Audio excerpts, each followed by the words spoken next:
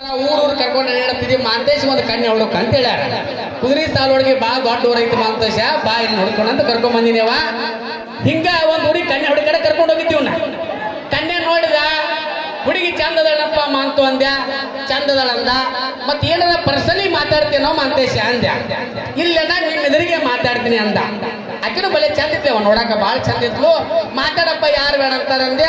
ಇವ ಏನ್ ಅನ್ಬೇಕ್ರಿ ಆಕಿಗೆ ಲಗ್ನ ಆಗ ಹುಡುಗಿಗೆ, ತಂಗಿ ನಿನ್ನ ಹೆಸರು ಏನವ ಅಂತೀವ. ನಿಮ್ಮ ತಮ್ಮವ ಅವಾಗ ಬಿಟ್ಟಿದ್ರೆ ಮುಂದೆ ಬಿಟ್ಟಿದ್ರ ಕರ್ಕೊಂಡು ಹೋದೋ ನಂದು ಮರಿ ಉಳಿತೈತಿ ಒಂದು ಉಳಿತೈತಿ ಬಿಡ್ಲಿಲ್ಲಿವ. ತಂಗಿ ನನಗೆ ಅಣ್ಣ ಮರಿ ಅಡ್ಸಣ ಅಂದ. ಅಕ್ಕಿ ಅಂದು ಇಷ್ಟು ದಿವಸ 3 ಮಂದಿ ಇದ್ರಪ್ಪ, ಈಗ ನಿನ್ನ ಬಡ್ಕೊಂಡು 4 ಮಂದಿ ಆದ್ರು ನೋಡು ಅಲ್ಲಕ್ಕಿ. ಅದಕ್ಕೆ ಎಲ್ಲಿ ಹೋದಲ್ಲಿ ಏನು ಮಾತಾಡ್ಬೇಕು ಅನ್ನೋದು ಖಬರ್ ಕಾಮನ್ ಸೆನ್ಸ್ ಅರಿವು ಇರ್ಬೇಕು ತಮ್ಮ. ನಿನಗೆ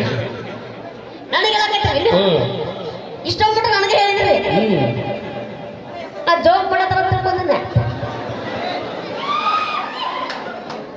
ಗೌರವ ಐತ್ರಿ. ನಂದು ಹೊರದು 12 ಆಗ್ಯದ ಅಲ್ಲಿ ಬಡಿ. ಇವತ್ತ 2 ಕಾರ್ಯಕ್ರಮ. ಇವತ್ತ ಬಪ್ಪರಿಗೆ ಒಂದು ಕಾರ್ಯಕ್ರಮ, ಅಲ್ಲಿ ಮಾಡೋದಿಕ್ಕೆ ರಾಕ್ಷಸ ಅವ್ರನ್ನೆಲ್ಲ ಅಲ್ಲಿ ಕಳಿಸಿದ್ದೀವಿ. ಅಲ್ಲಿದು ಇಲ್ಲಿದು 2 ಕಾರ್ಯಕ್ರಮ ಇಷ್ಟು ಟೆನ್ಷನ್ ಆಗ್ಯಾವ. ನಮ್ಮ ಸೋಮಣ್ಣ ಸಜ್ಜನವ್ರು ಒಟ್ಟ ನೀ ಬರಬೇಕು ಕಲಾಪಲ್ಲ ಕರ್ಕೊಂಡು ಅಂತ ಹೇಳಿದ. ಹೀಗಾಗಿ ಆ ಒತ್ತಡದ ಮಧ್ಯೆ ಬಂದು ನಿಜವಾಗ್ಲೂ ಯಶಸ್ವಿ ಆಗಿದೆ ಕಾರ್ಯಕ್ರಮ ಅಂತ. ಇಲ್ಲಿವರೆಗೆ ಇವರು ಸಾಮಾನ್ಯವಾದ ವ್ಯಕ್ತಿ ಅಲ್ಲ, ಸಾಮಾನ್ಯ ಅಲ್ಲ ಅಂತ ಹೇಳಕತ್ತೇನೆ.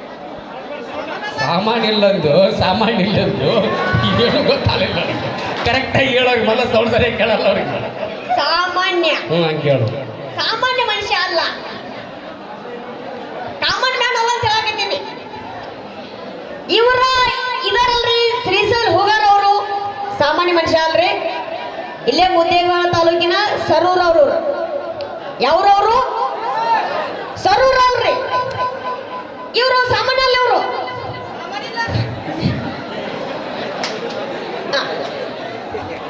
108 ಗಾಡಿ ವಾಹನದವರಲ್ಲ, ಆಂಬುಲೆನ್ಸ್ಗಳು.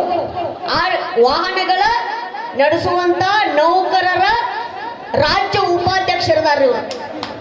ಒಂದು ಜೋರಾದ ಚಪ್ಪಾಳೆ ಬರಲಿ. ಮುದ್ದೇಬಿಹಾಳ ಗೌರ್ಮೆಂಟ್ ಹಾಸ್ಪಿಟಲ್ ಕೆಲಸ ಮಾಡ್ತಾರ, ಸೇವೆಯನ್ನ ಸಲ್ಲಿಸ್ತಾರ.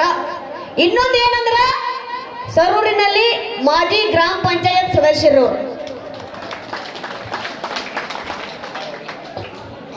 ಮುಗಳಾಕತ್ತಿಲ್ರಿ, ಮುಗಳಾಕತ್ತೀನಿ. ಮತ್ತು ಹಲವಾರು ಟಿವಿ ಮಾಧ್ಯಮಗಳಲ್ಲಿ ಕಾರ್ಯಕ್ರಮವನ್ನು ಕೊಟ್ಟಾರ, ಹಾಸ್ಯ ಪ್ರಸಂಗಗಳನ್ನ. ನಾವು ಕೂಡ ಟಿವಿ 9ದಲ್ಲಿ ಇವರು ನಾ ಗಣಪತಿ ಆಗಿದ್ನಿ ಗಣಪತಿಗೆ.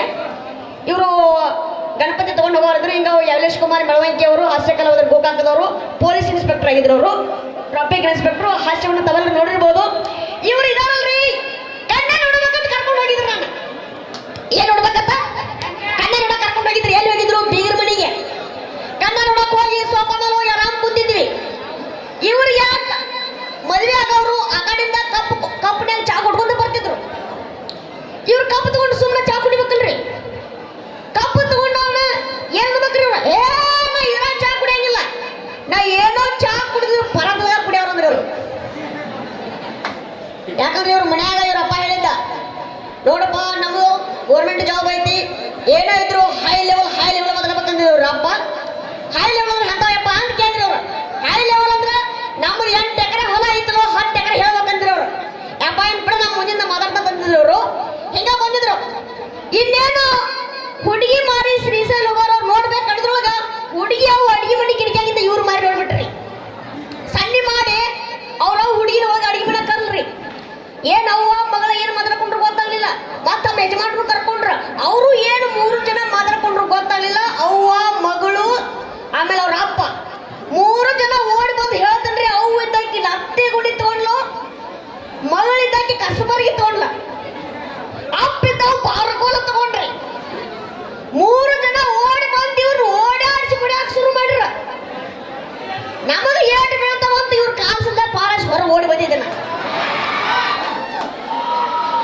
ಯಾವ್ದಕ್ಕಂತ ಕೇಳ್ರಿ ಸುದ್ದಿನ. ಯಾವ್ದಕ್ಕಪ್ಪ ಅಂತಂದ್ರ 18 ವರ್ಷದಿಂದ ಹುಡುಗಿ ಅವನ್ನ ನೋಡ್ಕೊಂಡ್ ಬಂದವ ಇವ.